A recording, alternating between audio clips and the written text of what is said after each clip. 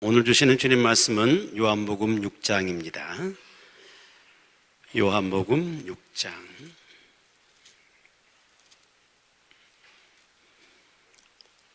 41절부터서 51절까지 말씀입니다.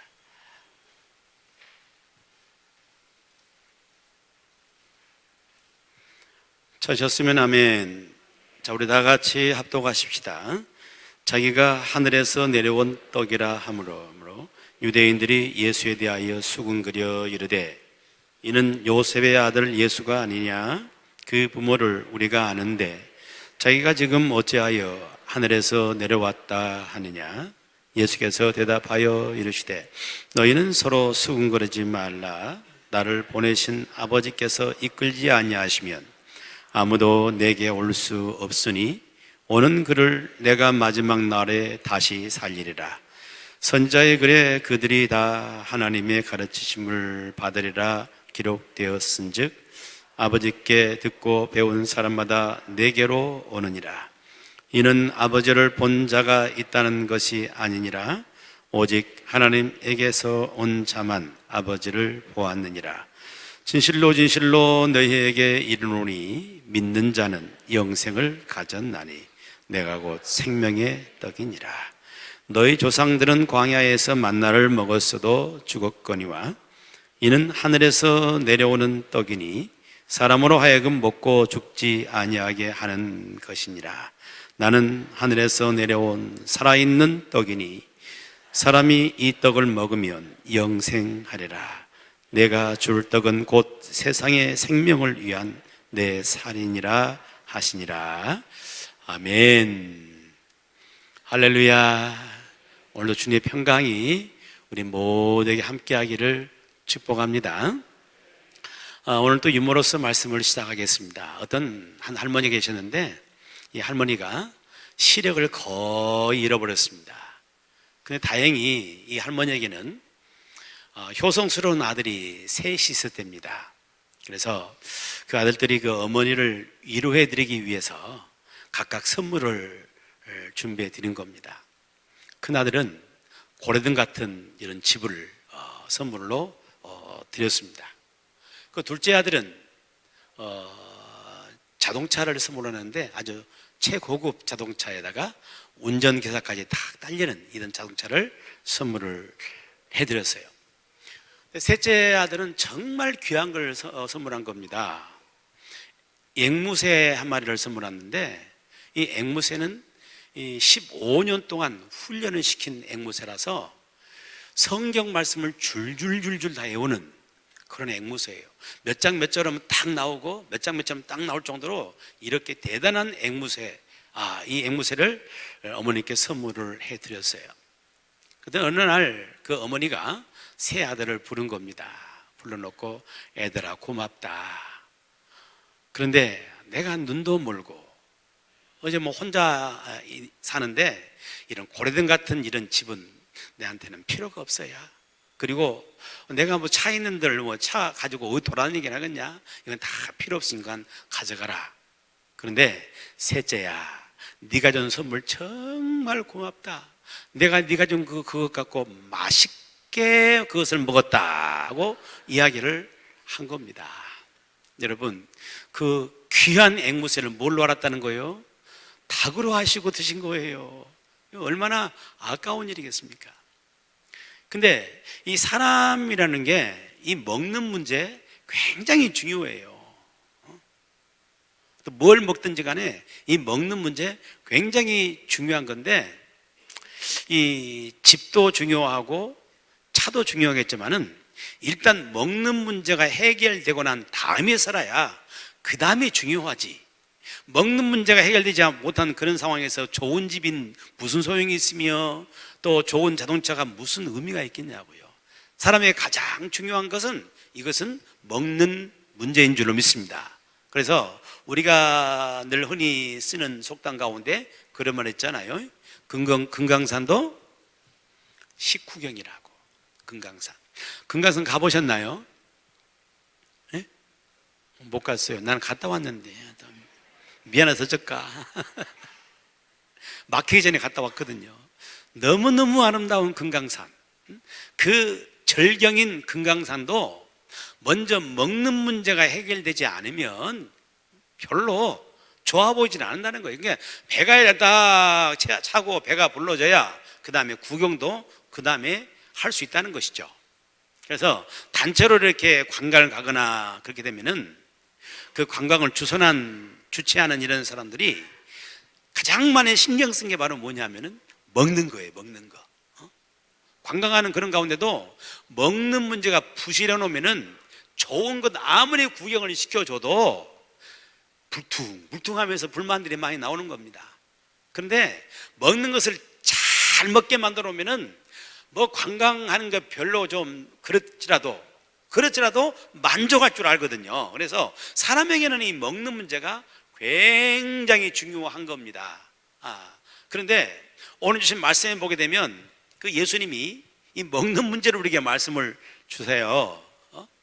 우리가 먹고 있는 이 음식, 이런 먹는 것, 그것과는 비교할 수 없이 중요한 게 있는데 그게 바로 예수님이라는 거예요. 그걸 우리에게 말씀을 주시기를 48절에 이렇게 말씀하시죠.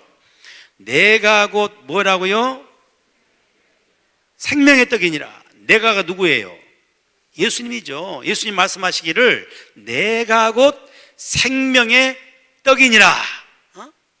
예수님이 생명의 떡이란 말이에요. 우리가 먹고 있는 그런 음식과는 좀 차원이 다른 그런 생명의 떡이라고 예수님을 자신을 이렇게 우리에게 말씀을 주신 것입니다. 이 말씀은 좀 배경을 우리가 알 필요가 있는데 요한복음 6장 전체가 배경되는 거예요.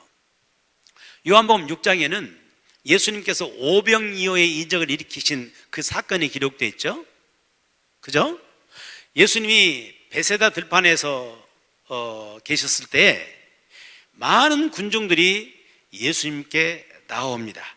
예수님 말씀도 듣고 또 병도 고침받고 그러기 위해서 예수님께 나왔어요. 저들이 많이 굶주려 있었습니다. 그때 예수님께서 저들에게 어디서 떡을 놔서 이 사람들 먹게 하겠느냐라고 시험하듯이 물으셨습니다. 그때 빌립이라는 제자는 말하기를 예수님, 이 많은 사람들을 어디서 떡을 놔서 먹였습니까? 200데나리온 넘는 그 떡도 부족할 것입니다 라고 이야기를 해요. 근데 안드레라는 그런 제자가 있었어요. 안드레는 그냥 군중 속을 헤집고 들어가 가지고 한 소년이 갖고 있던 보리떡 2개, 5개 하고 물고기 2마리, 오병이어 이걸 찾아가지고 예수님께 온 거예요. 예수님이 이거의 전부입니다. 그때 예수님께서 그 사람들을 전부 이렇게 끼리끼리 다 앉도록 이렇게 만들어 주시고 그 다음에 물고기 2마리, 보리떡 5개를 떼어서 그들에게 나눠줄 때 떼어내면 또 나오고 떼어내면 또 나오고 떼어나면 또 나오고 이렇게 해가지고 거기에 5,000명의 사람들이 먹고도 12광주리를 남긴 사건이에요.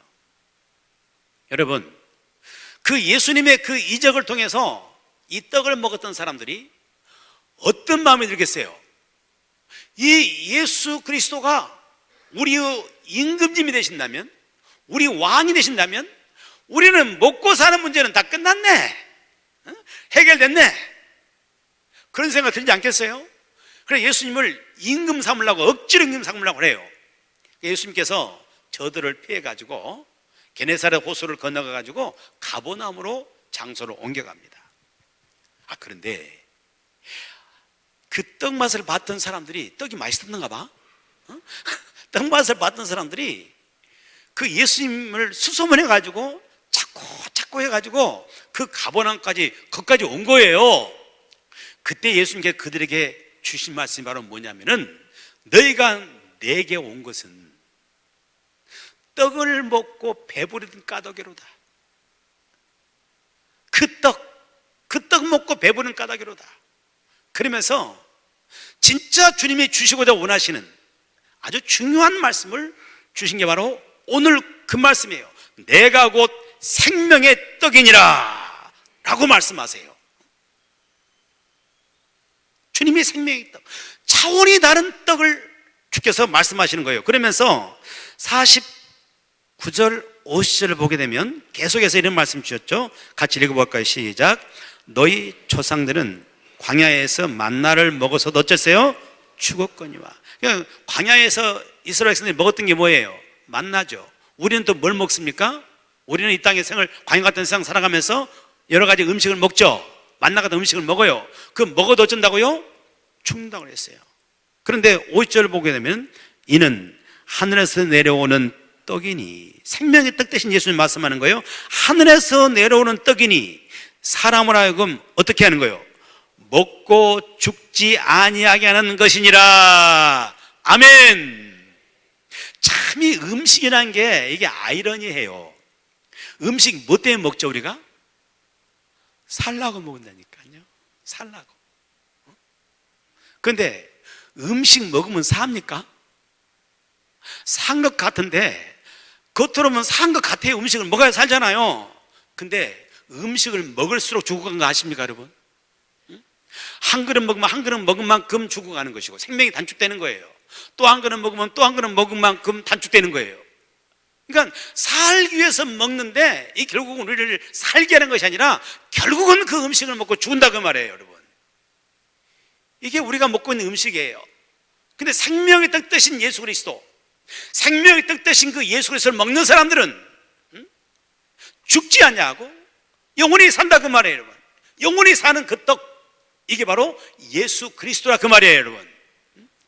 그래서 우리가 이 몸을 살리는 이 음식 이것만을 먹는 것이 아니라 그보다 훨씬 중요한 생명의 떡 대신 예수 그리스도를 먹어야 한다는 사실을 주님이 말씀해 주십니다. 주님은 생명의 떡이세요. 생명의 떡이세요. 그래서 요즘에 지금 우리가 새벽 기도 때 구약의 말씀을 다 끝내고 이제 신약으로 들어왔어요. 그래서 마태복음 1장부터 지금 해 나가고 있는데, 거기 보면 예수님이 이제 탄생하신 그 이야기를 마태복음에서 기록하고 있잖아요. 거기 보면 예수님이 탄생하신 그 장소가 어디예요? 어느 고장이에요? 고장 베들레헴이잖아요. 베들레헴. 베들레헴이라는 것은 뱃살이 나왔다는 게 아니고 그 베들레헴이라는 그 말은 그 뜻이 있어요.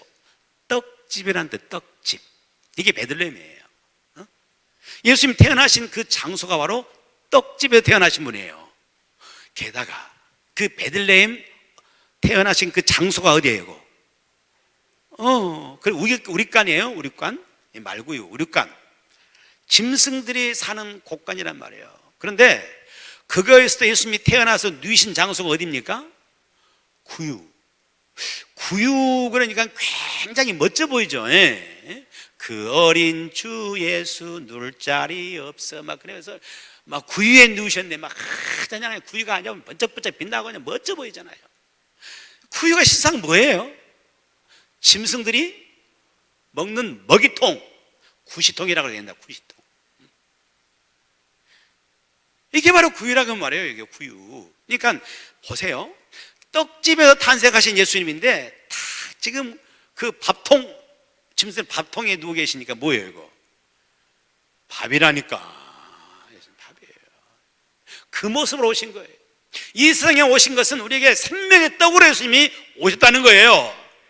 그러므로 우리가 이런 만나를 먹고 이런 음식만 먹는 것이 아니라 그보다 훨씬 중요한 생명의 떡 대신 예수님을 먹어야 한다 그 말이에요 여러분. 할렐루야.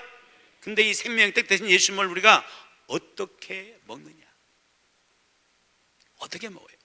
이 밥은 우리가 어떻게 먹습니까? 입으로 먹잖아요. 입으로 씹어서 이렇게 먹습니다. 그러면 이것이 소화가 되고 흡수가 되고 그래서 우리 몸 전체에 영양분을 공급해서 우리가 또 힘을 내서 살 수 있도록 그렇게 만들어 주잖아요. 그런데 생명의 떡 대신 예수님 우리가 어떻게 먹느냐? 생명의 떡 대신 예수님은 뭘로 먹어요? 말씀으로 먹는데 말씀을 뭘로 먹어요? 믿음으로 먹는 줄로 믿습니다. 믿음으로 먹는 거예요. 그래서 오늘 말씀 47절을 보실까요? 47절을 보면은 시작.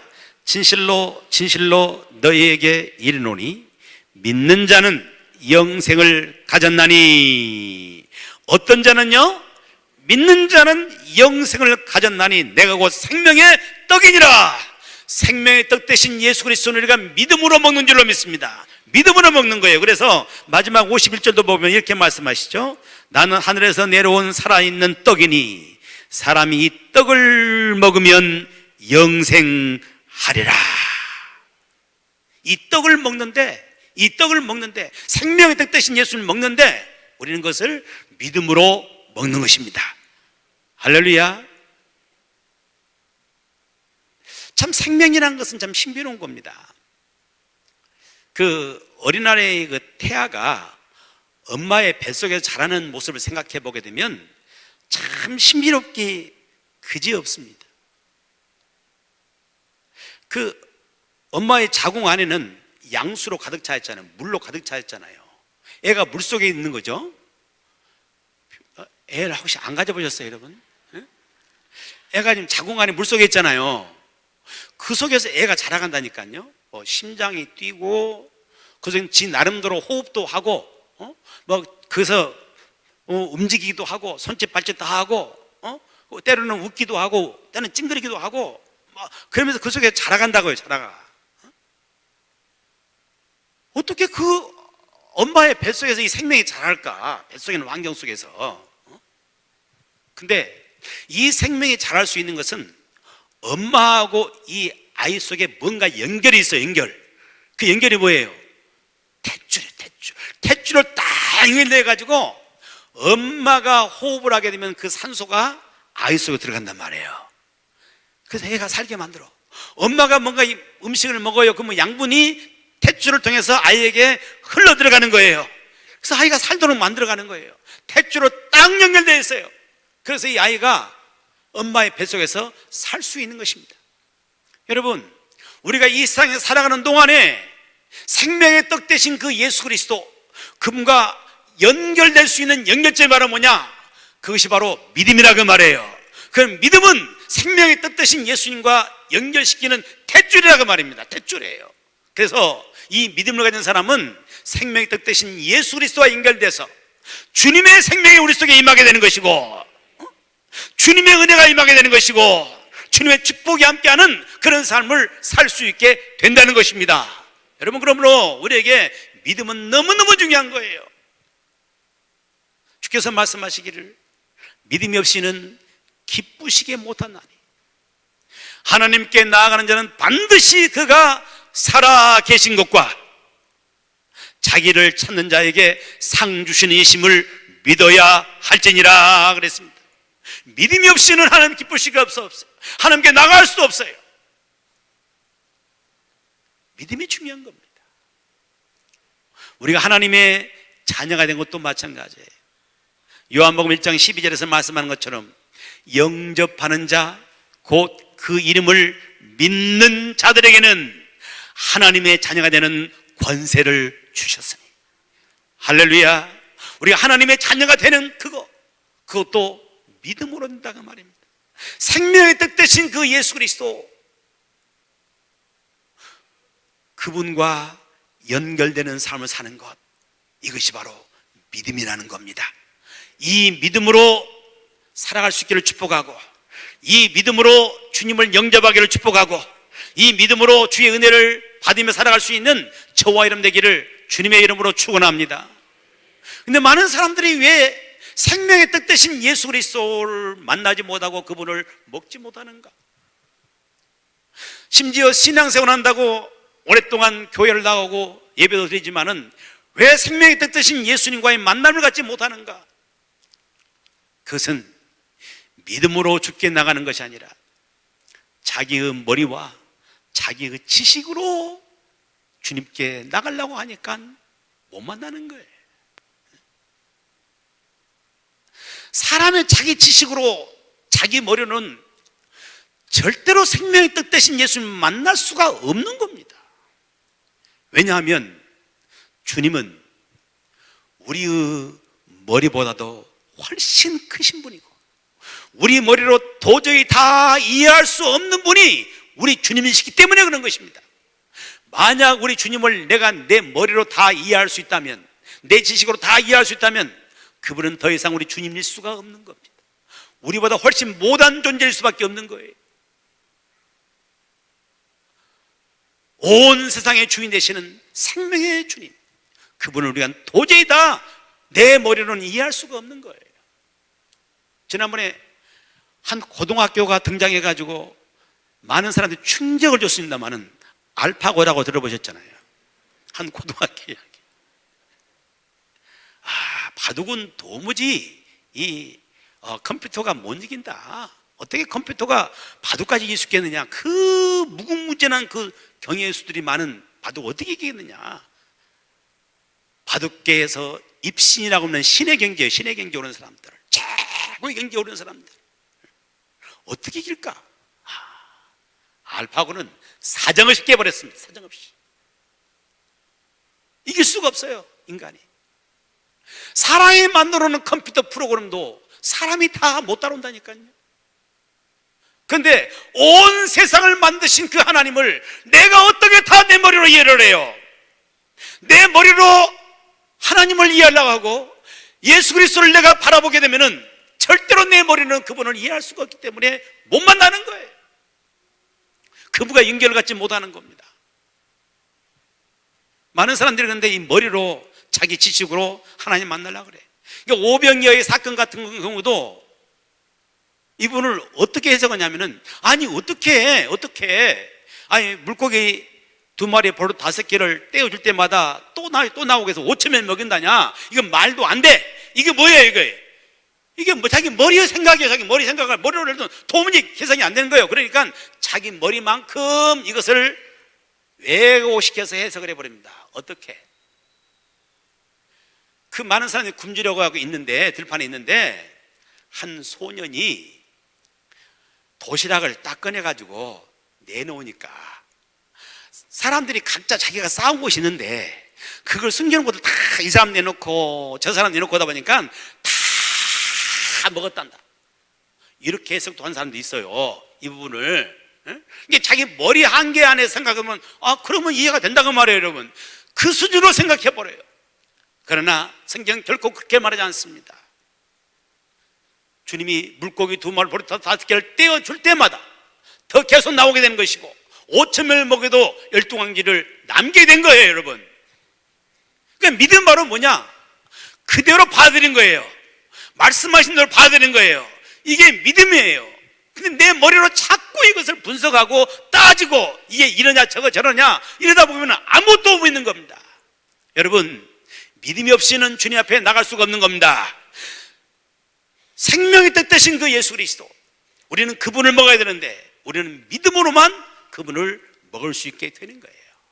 그래서 어거스틴이라는 유명한 교부요 또한 사상가이신 분이 계신데 이분은 그런 이야기를 했습니다. 나는 믿기 위해서 아는 게 아니라 알기 위해서 믿는다 그랬어요. 믿기 위해서 아는 것이 아니라 알기 위해서 믿는다. 이 말이 잘 이해되십니까? 뭐가 좀 혼란스럽잖아요. 믿기 위해서 안다 하는 말은 알아야 믿어진단 말이잖아요. 알아야 믿어진다. 근데 믿기 위해서 아는 것이 아니라 알기 위해서 믿는다. 그 말은 믿으면 안다는 말이거든요. 신앙이라는 것은 내가 알아서 믿어지는 것이 아니라 믿으면 알아지는 거예요. 여러분, 하나님에 대해서는 내가 믿을 때 그때 알아지는 겁니다. 천지 모든 만물이 하나님이 창조했다는 사실을 내가 믿을 때에 그 속에서 너무나 중요한 것들이 많이 들어있는 것들을 우리가 알고 깨닫게 되고 그걸 누리며 사는 거예요. 그냥 세상에 말하는 대로 천지 모든 만물들이 그냥 우연히 이렇게 해서 진화돼 가지고 생겼다고 한다면은 모든 세상 모든 만물들, 심지어 우리 자신마저도 아무런 목적도 없고 의미가 없어요. 그냥 이 땅에 생을 사는 동안에 뭘 먹을까 마실까 입을까 하면서 그렇게 살다가 죽으면 끝나요. 아무런 목적이 없어요. 그러나 하나님이 세상 모든 만물을 창조했다는 사실이 내게 믿어지는 그 순간, 여러분, 우리에게는 분명한 목적이 생깁니다. 하나님 분명한 목적 갖고 세상을 만드신 것이고 분명한 목적 갖고 우리를 만드신 것이기 때문에 그렇습니다. 그래서 우리는 그 목적을 알고 의미 있게 가치 있게 인생을 살아갈 수 있는 사람이 될 줄로 믿습니다. 뿐만 아니고 예수님이 동정녀 마리아에서 탄생했다는 것, 남자를 알지 못하는 처녀의 몸에서 탄생했다는 것, 이것을 믿지 못하면 우리에게는 구원이 없는 것입니다. 이것을 믿는 그 순간에 내게 이루어지는 구원의 감격 속에 살 수 있게 되는 것입니다. 여러분, 만약 예수님께서 동정녀 마리아에게 탄생한 것이 아니라 우리가 똑같은 그런 인생 가진 그런 모습으로 탄생했다면 예수님 역시도 죄인일 수밖에 없습니다. 원죄를 가지고 나온 죄인일 수밖에 없기 때문에 그분은 우리를 죄에서 구원할 수 있는 구원자일 수가 없는 것이고, 온 인류 가운데는 아무도 구원자가 없어 인생은 절망 가운데 빠지는 겁니다. 그런데 예수 그리스도께서 동정녀 마리아에서 탄생했다는 사실이 내가 딱 믿어지는 그 순간부터서 구원의 세계가 열리게 되는 것입니다. 예수님 우리 모든 죄에서 우리를 구원하신 분인 것이고, 그 예수님을 통해서 우리는 죄에서 사함받게 되는 것이고, 우리의 구원의 길이 활짝 열려있는 바로 그런 존재가 되는 것입니다. 알아야 믿는 것이 아니라 믿으면 나라지게 되는 거예요. 그분의 세계를 알게 되는 것입니다. 그래서 믿음으로만 생명의 떡 되신 예수 그리스도, 그분을 우리가 만날 수 있게 되는 것이고, 그분을 먹을 수 있게 되는 것이고, 그분과 함께 할 수 있게 될 줄로 믿습니다. 여러분, 그렇다면 이 예수 그리스도를, 생명의 떡 되신 예수님을 내가 믿는다면 우리에게 주어지는 축복이 바로 뭘까? 수없이 많은 복이 있겠죠. 가장 중요한 복을 여기서 말씀하시죠. 다시 한번 47절을 봅니다. 47절 시작. 진실로 너희에게 이르노니 믿는 자는 영생을 가졌나니. 할렐루야. 믿는 자는 뭘 가졌다고요? 영생을 가졌나니. 생명의 떡 되신 그 예수 그리스도를 믿는 자에게 주어진 최고의 축복이 뭡니까? 영생을 갖는 겁니다. 영생. 근데 이 영생이 뭐예요? 영생? 예? 영원히 사는 것. 내가 그 대답은 나올 줄 알았어요, 내가. 근데 영원히 사는 것은 맞는데 영생이 영원히 산다는 그거는 절반만 맞는 겁니다. 왜 그러냐면은 예수 그리스도를 믿는 사람도 영원히 살지만 예수 그리스도를 믿지 않는 사람도 영원히 살아요. 영원히 사는 곳이 다를 뿐이야. 예수 그리스도를 믿는 사람들은 저 하나님의 나라의 하나님과 영원히 사는 것이고, 믿지 않는 사람은 영원한 심판 가운데 영원한 지옥의 행벌 속에서 영원히 사는 거예요. 죽을래야 죽을 수 없는 거에서 영원한 고통 속에 살아가는 거예요. 영원히 산다, 이게 영생이다, 이건 반쪽이다 그 말이에요. 그러면 영생이 바로 뭐냐? 정확히 여러분 기억해 두세요. 영생은 바로 뭐냐? 이 영생이라는 것은 하나님과 함께 사는 겁니다. 하나님과 함께 살아가는 것이 바로 영생이라고 말해요. 예수 그리스도 생명의 떡 되신 예수님을 내가 딱 믿는 그 순간에 예수님은 내 안에 오십니다. 내 안에 오셔서 나와 함께 사세요. 그래서 지금도 함께 살지만은 죽는 그 순간 함께 하시고 영원토록 함께 살아가는 것, 이게 바로 영생이에요. 요한계시록 3장 20절에서 중요한 말씀 주시죠. 볼지어다 내가 문 밖에 서서 두드리노니. 예수님이 우리의 마음의 문 밖에 서서 두드리십니다. 누구든지 내 음성을 듣고 문을 열면, 무슨 문을 열어요? 마음의 문을. 문을 연다는 게 바로 뭐예요? 그게 믿음이에요. 그거 내 머리로 생각한 것이 아니라, 내 경험으로 생각한 것이 아니라, 예수님이 내 마음의 문을 두드리실 때 그 주님께 내 마음의 문을 열면서 주님 저에게 오시옵소서, 저에게 오시옵소서 마음을 열어주는 거, 이게 바로 믿음인 줄로 믿습니다. 그렇게 믿는 사람 속에는 어떤 일이 벌어지는가? 내가 그에게로 들어가, 마음의 문을 믿음으로 연 사람들에게 주님이 들어가십니다. 그래서 내가 그와 더불어 먹고 그는 나와 더불어 먹으리라. 함께 산다는 겁니다. 함께 사는 거예요. 이게 바로 영생인 겁니다. 예수님을 내 마음에 영접한 그런 사람들, 예수 그리스도를 믿는 바로 그런 사람들 속에는 주님이 오셔서 우리와 함께 사는데, 험한 이 세상 사는 동안도 주님은 우리와 늘 함께 하십니다. 할렐루야. 우리가 사망의 음침한 골짜기를 지날지라도 해를 두려워하지 않을 것은 주께서 나와 함께 하심이라. 때로는 사망의 음침한 골짜기 같은 어려운 일을 만나는 그런 가운데서도 우리는 절대로 혼자가 아니야. 그분이 나와 함께 계셔. 이것이 느껴지는 거예요. 이것이 믿어지는 것이에요. 그분을 의지하면서 그 사망의 음침한 골짜기를 지나갈 수 있는 힘이 우리에게 주어지는 것입니다. 이것이 영생이에요. 인생 가운데 가장 두려운 순간이 언제일까요? 죽음의 순간이죠. 죽음의 순간. 두려움이 엄습하는 그 순간, 누구도 나와 함께 할 수 없고 오직 나 혼자 고독하게 맞이할 수밖에 없는 그 순간에도 주님은 나와 함께 계십니다. 이게 영생이에요. 나와 함께 계시고, 죽음 이후에 그 영원한 그 세계 속에서도 주님이 나와 함께 하여서 영원한 안식을 주시는 것이고 영원한 기쁨을 주시게 되는 것이고 주님과 더불어서 영원한 삶을 살아갈 수 있도록 주시는 게, 이게 바로 영생인 줄로 믿습니다. 생명의 떡 되신 그 예수 그리스도, 그분을 믿음으로 모셔드리는 삶을 살아가는 바로 그런 사람들, 그런 사람들에게는 영생의 세계가 열려서 주님과 언제나 함께하는 이 복된 삶을 살게 될 줄로 믿습니다. 저와 여러분들에게 생명의 뜻 되신 예수 그리스도는 분명한 믿음 갖고 나가기를 축복합니다.